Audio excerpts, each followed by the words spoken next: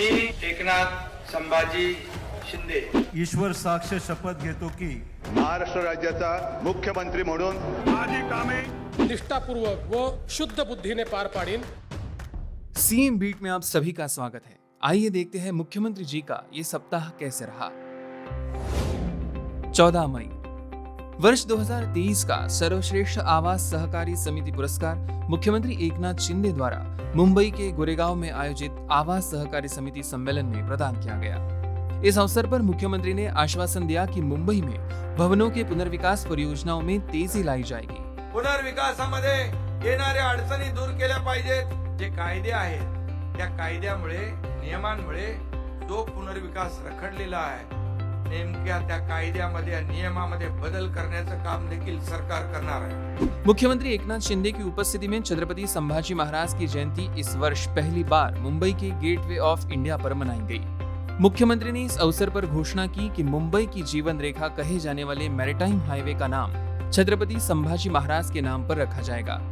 हा coastal highway जो आहे याला छत्रपती संभाजी महाराज यांचं नाव दिलं जाईल। साथ ही मुख्यमंत्री ने आश्वासन दिया कि राज्य सरकार किलों के संरक्षण के लिए प्रतिबद्ध है।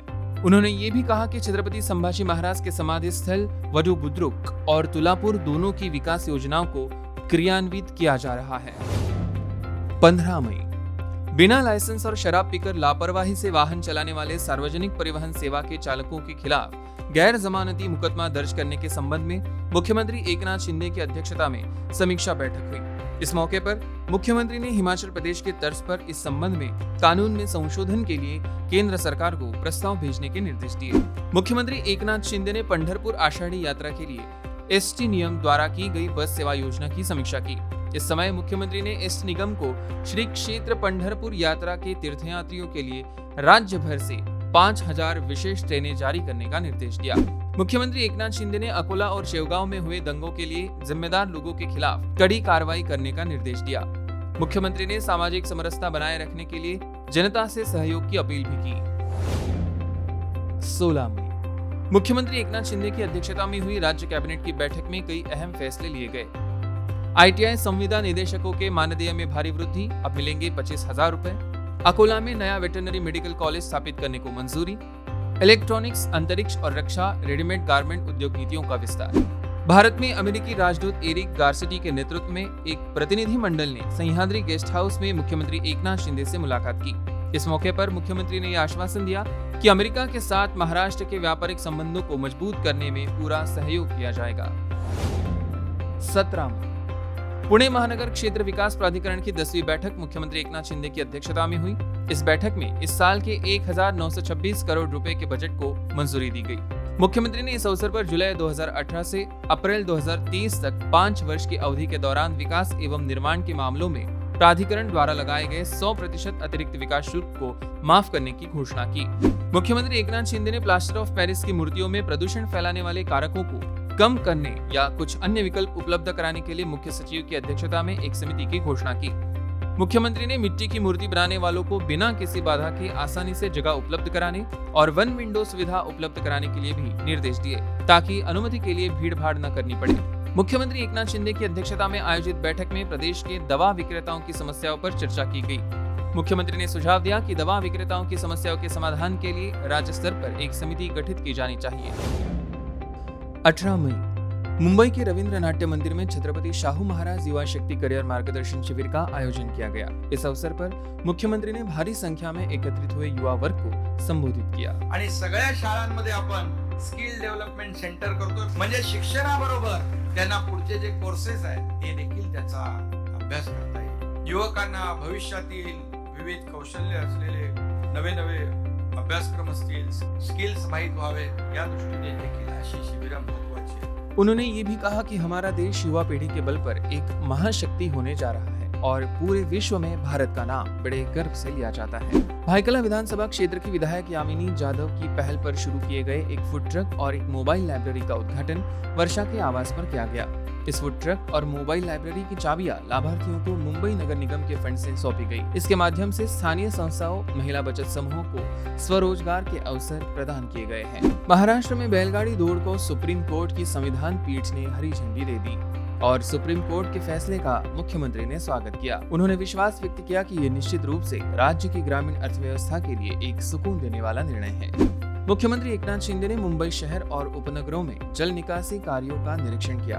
मानसून पूर्व कार्यों के तहत विभिन्न नालों से गाद निकाली जा रही है और मुख्यमंत्री ने इन कार्यों का निरीक्षण बांद्रा क्षेत्र में मीठी नदी से शुरू किया।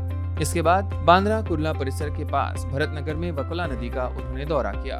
उसके बाद मुख्यमंत्री ने दादर के प्रमोद महाजन पार्क में स्टोरेज टैंक निर्माण जैसे स्थलों का भी दौरा किया और उन कार्यों की समीक्षा की। अधिकाऱ्यांना पण माहित आहे कुठं पाणी तुमचं, सगळे स्पॉट अधिकाऱ्यांना माहित आहे। कॉन्ट्रॅक्टर कडून काम करून घेतलं आणि या सर्व नाल्यांचं खोलीकरण करून घेतलं तर याच्यामध्ये खूप मोठ्या प्रमाणावर नागरिकांना दिलासा मिळेल। तशाच मुख्यमंत्री एकनाथ शिंदे महात्मा फुले पिछड़ा विकास निगम द्वारा आयोजित राज्य स्तरीय सम्मेलन नमस्ते में शामिल हुए।